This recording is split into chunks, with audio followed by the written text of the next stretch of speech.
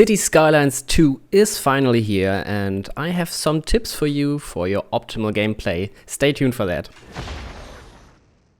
Hi, my name is Fup. I'm helping Franky Boy on this channel to produce some videos, and from time to time you will see me. And today we will dive into City Skylines 2. I have some beginner tips for you and somewhat advanced tips, so you have the optimal start for your game. The first tip isn't really a tip but a suggestion. Lower your graphics, because the performance of the game is not very good.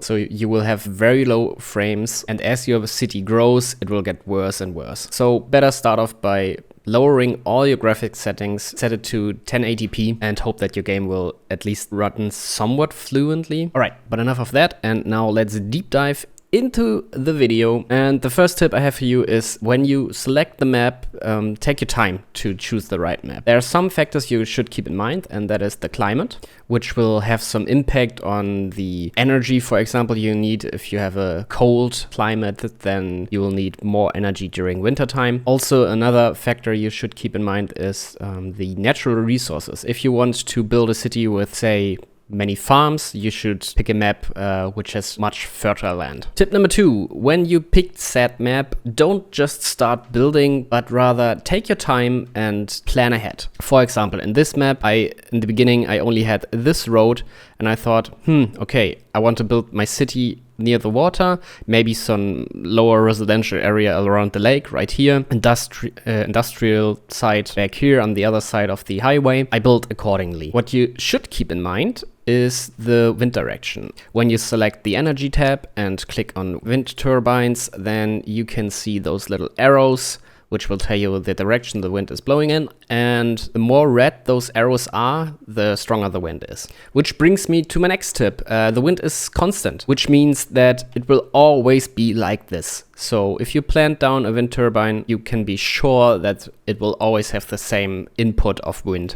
Also important with that constant is, when you build your industrial area or any building that produces much pollution, the wind will blow that pollution into the city, or if you planned good and accordingly, not in your city, which would be better. For example, if I built my industrial site right here, I would have a big problem because the wind would blow it in the city. Right here, I'm fine because it just blows it, next to it. Maybe the farmland here will get some trouble later, but I don't think so. Next tip, roads are much cheaper than in the first game, which means you can build a whole big structure of your city before actually hitting the start button and not just staying in pause mode like I am right now. For me personally, that was a huge game changer, because I really like that I can build a whole structure and play a little bit ahead. It made the game far more enjoyable for me. My next tip is, use the special roads for your service vehicles.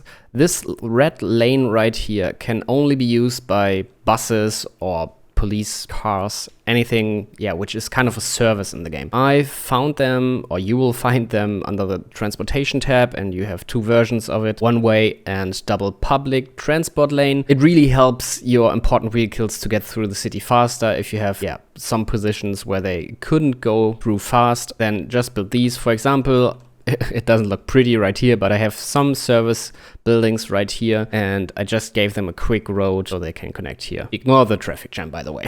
Speaking of roads, you can upgrade roads in this game. For that, you need to select the road tab and click on replace. Now select the road you want to have. In this case, I just picked the 4-lane road. Just to show you, I could now pick a small road whilst I have the replace button on and replace it with one click. You can also drag a line that replaces all the streets which are selected. And also you have some snapping tools. Depending on whether you have buildings around your streets or not, it could be beneficial to toggle them off or on, so you can precisely edit your street, like left, right, or when you just put snap to existing geometry on, even in the middle. Another neat addition in this game is you can just place roundabouts. With one click on the roundabouts tab, you can select 4 different sizes, and at every eligible position, you can just yoink, put a cross.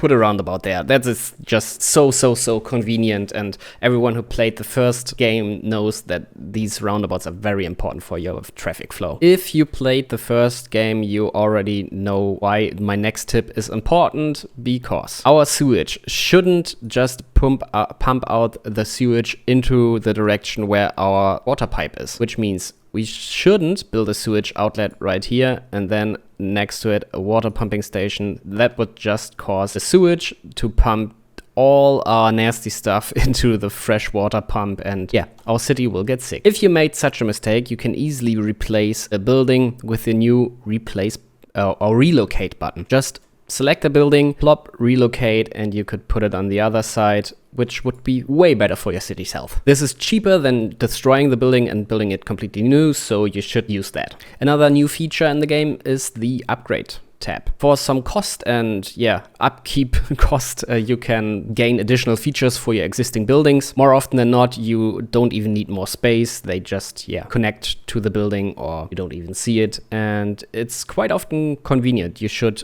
look into that. For example, right here, we can add an additional pump that significantly increases water intake and delivery capacity. Very nice. A tweet just popped up, or is called in the game a chirp. Those can be convenient because they will let you know what your city needs and what is good in your city, but you should always double check if they are correct or not. Sometimes they are wrong or don't reflect your city correct, so always take it with a grain of salt. My next tip has again something to do with sewage and water pumps. If you connect pipes to the end of the map, like I did right here, scrolling right to the end of the map, all the way over here, you can sell your not needed capacity. You can see right here that my water is pumping and I get some money from that. So just build some pipes to the end of the map and you'll gain some extra money, which is quite convenient. Electricity will flow through your roads to your buildings, which is quite handy, but sometimes you need higher voltage because only low voltage runs through the streets. For that, you need a transformer station. Place that somewhere you need the electricity and combine a big power line with it, and you will have high voltage electricity now transformed into low voltage electricity for your city. Just like the sewage and the water pump capacity, you can also sell electricity that is not needed.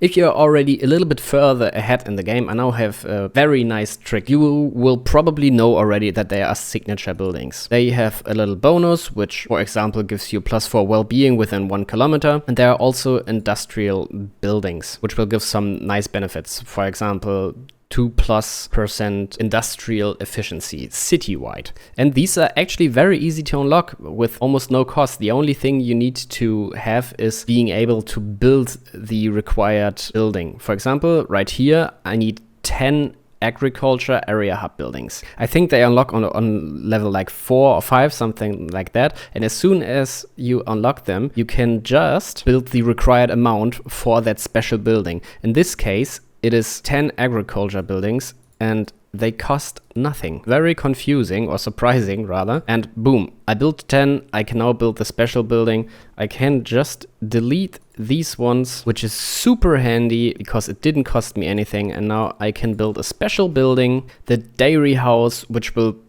benefit my city. And even that is for free. I have no cost whatsoever. I just, showcasing purposes, plant that here.